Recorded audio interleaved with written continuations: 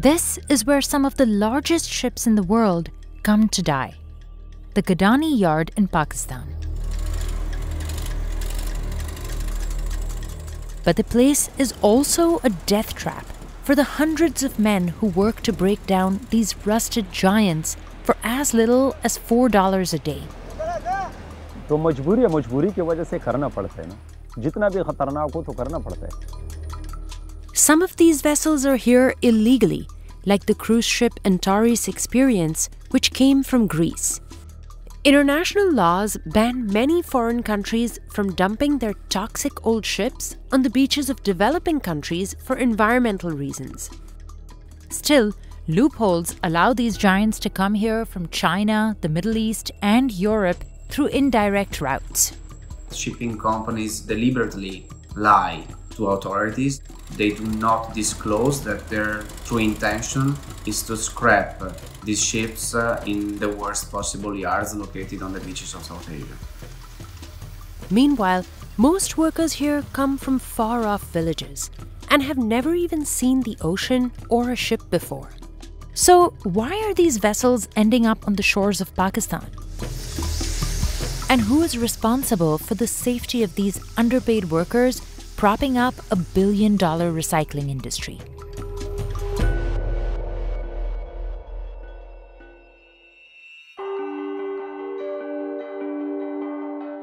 This 85,000-ton Greek carrier supplied coal around the world. But after sailing for 21 years, the Enterprise Majuro is falling apart.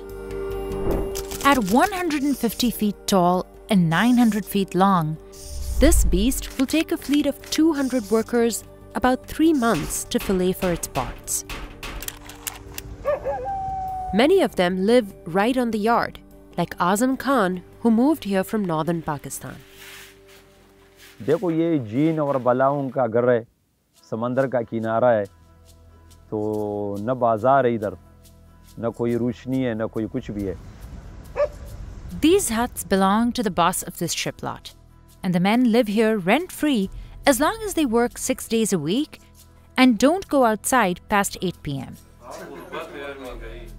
No one here has clean running water, and they all share a communal bathroom. जानवरों का जिंदगी है, सेहत का ख्याल इधर नहीं रखा जाते. हमारा छोटी उम्र का तस्वीर आप देख ले, परेशान हो जाएगा. Azam bandages his shoes for extra protection. ये हम काम करता था, पैर के ऊपर लोहा गिरा, उससे चोट लगा, काफी सा चोट लगा. मैंने कहा तो सर टांग नहीं है, चेकअप किया, हड्डी बचा हुआ था, गोश्त काटा था.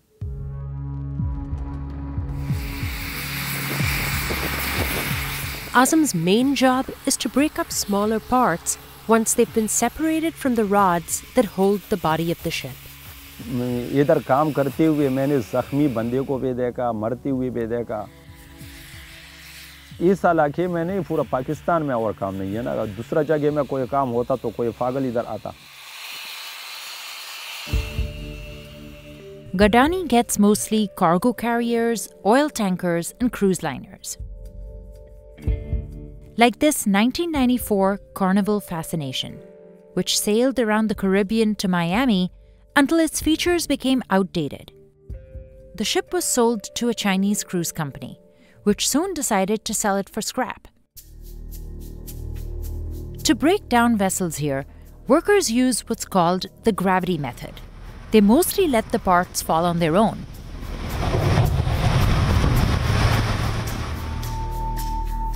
But that's how accidents can happen, says Mohammad Ashraf, who has worked here for half his life. मुझे पता है ये चीज़ मेरे ऊपर आएगी या खतरनाक है. जब मौत आनी है, रोड पे भी जा रहे तो वो तो आनी है.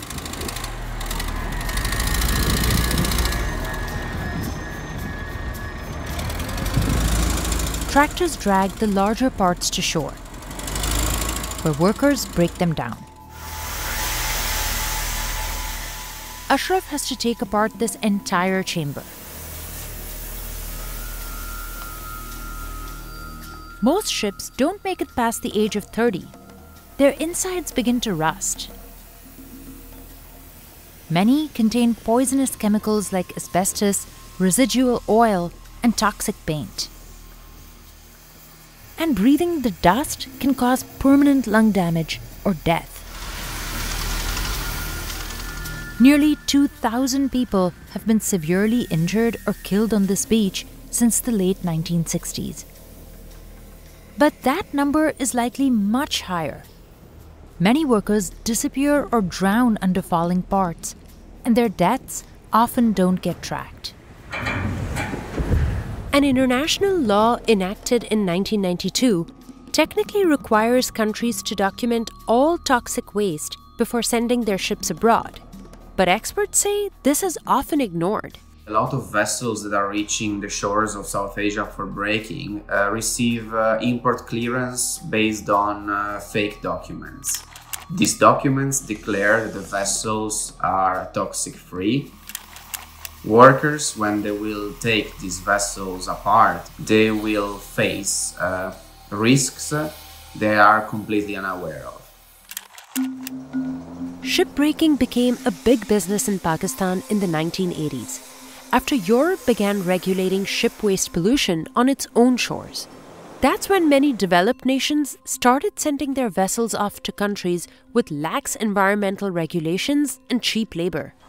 The industry grew across South Asia, with yards expanding rapidly in Pakistan, India, and Bangladesh.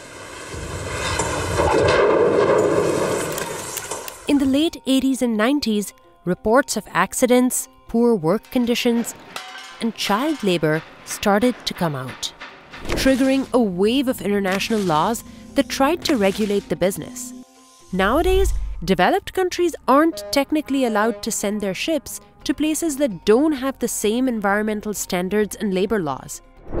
But it happens anyway. Like with the Antares experience, which came from Greece illegally. We reached out to the ship's most recent recorded owners and operators, but did not get a response. But the most common paths are legal loopholes. For example, a European shipping company could get away with sending its vessel for scrapping to Pakistan if it first sends it to another country that's allowed to export it there.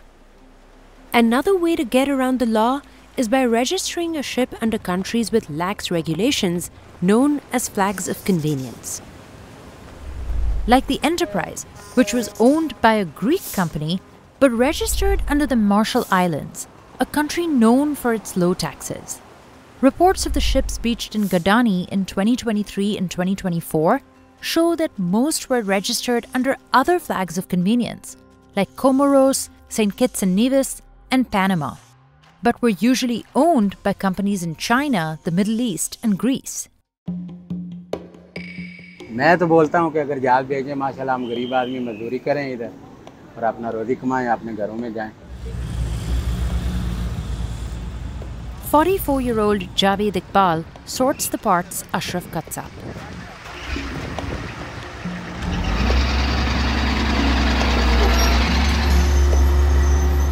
But like most here, he doesn't have a license to handle this crane. He says no one's ever asked for it. तो यार कोई अगर यार दोस्त है किसी के ऊपर गिर गया मार गया बहुत हालात खराब हो जाते हैं इंसान के. Javed moved here 25 years ago. He sees his wife and 3 children once a year if he can afford time off. घर वालों को पता ही नहीं है इधर के ये काम क्या करते हैं क्या नहीं खाली वो तनख्वाह देते हैं जाके उनको. बस वो गांव के लोग हैं उनको क्या पता है जहाज इधर क्या चीज़ है ये क्रेन क्या चीज़ है. Crane operators like Javed are among the best paid on the lot. But many workers here usually make about $4 a day, less than the $6 minimum wage in Pakistan, which buys 2 gallons of milk there. Despite attempts to regulate the business, cheap labor and pollution are still a problem in yards across South Asia. But the Ali Aga yard in Turkey says it's different, and that it's developed a recycling infrastructure designed to handle toxic waste. That's partly why it's become one of the most popular destinations for Europe's old ships. But reports show that Ali Aga is heavily polluted with toxic substances. Now there's a new law, the Hong Kong Convention, which is set to take effect in June 2025. On paper, It aims to make more parties, from the ship's owner to its flag state to the country that recycles it, responsible for safely disposing of it.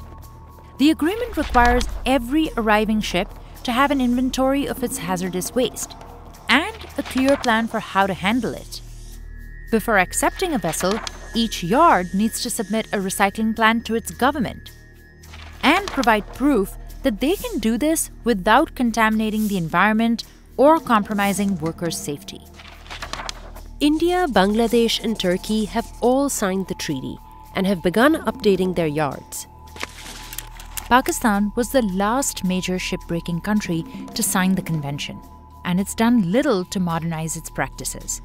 Pakistan is one of the worst destinations for end-of-life vessels.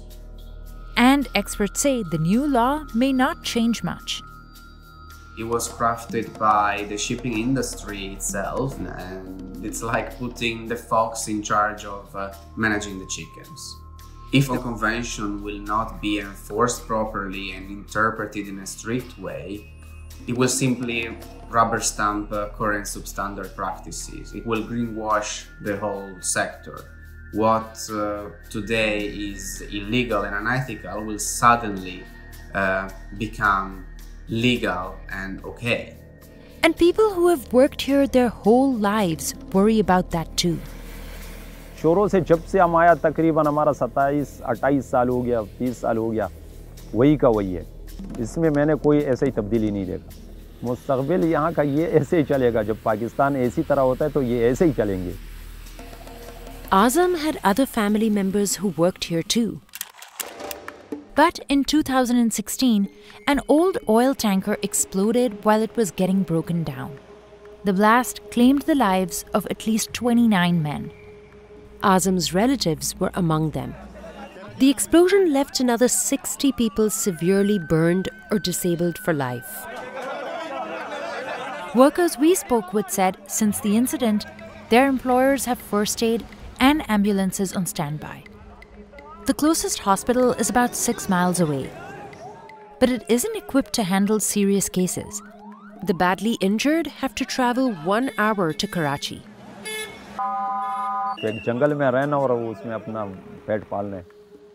We couldn't reach the manager of the lot Azam Khan works on, but we spoke with the chairman of the Pakistan Shipbreakers Association. He also runs a ship lot here. 2017 में जो अफसोसनाक वाक़या हुआ उसमें तकरीबन 21 आदमी मरे और हमने पर जो लेबर है उसको तकरीबन 20 से 21 लाख रुपया कंपनसेशन का दिया.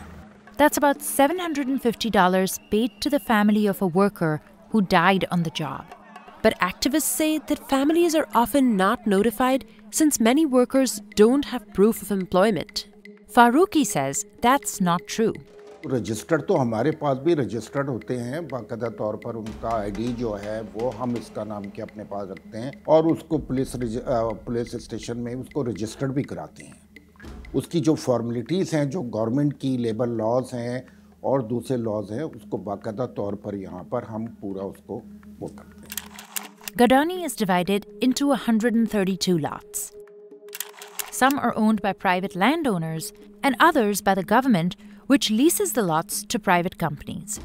But these days, many are vacant because getting a ship to Pakistan has gotten so expensive. For example, the folks who bought the Enterprise Majuro from its Greek owners paid about $10 million for it.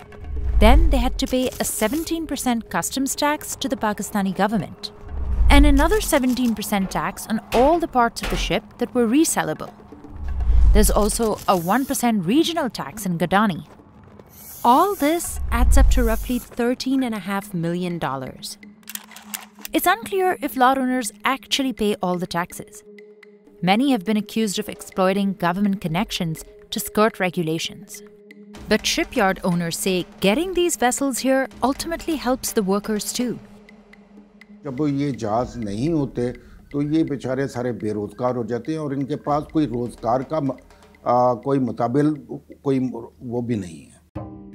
Once a ship is broken apart, workers salvage everything from desks and cabinets, which can be resold as wood scraps, down to the screws and cables that once held all the ship's parts together.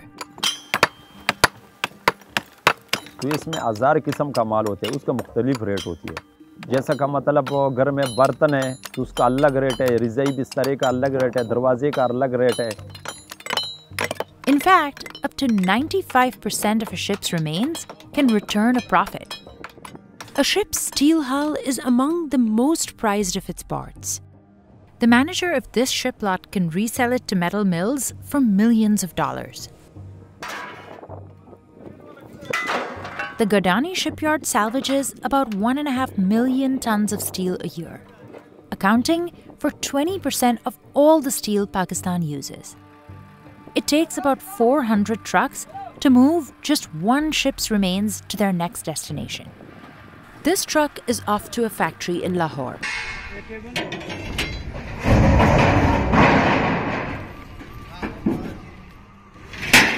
फिर हम खाली करते हैं, ये चादर जो है ये मजदूर नहीं उठा सकते, तो ये हम टेकर कर लेते हैं, मजदूरों के साथ वो छोटा छोटा कर लेते हैं।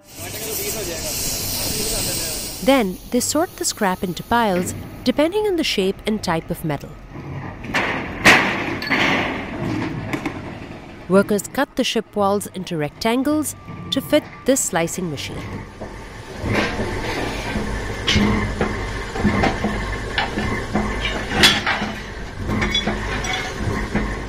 कोई मिल वाला जो है वो स्पेशल सरिया बना देते हैं, वो जो है उसे नट काबले वगैरह। This crew got here at 4:30 a.m. and they won't finish until 8 p.m. 16-hour shifts are standard here.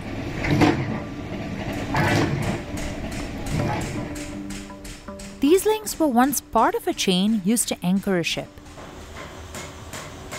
Workers have to heat this to over 1800 degrees Fahrenheit to make the links easier to reshape. That process emits toxic vapors, which could permanently scar a worker's lungs.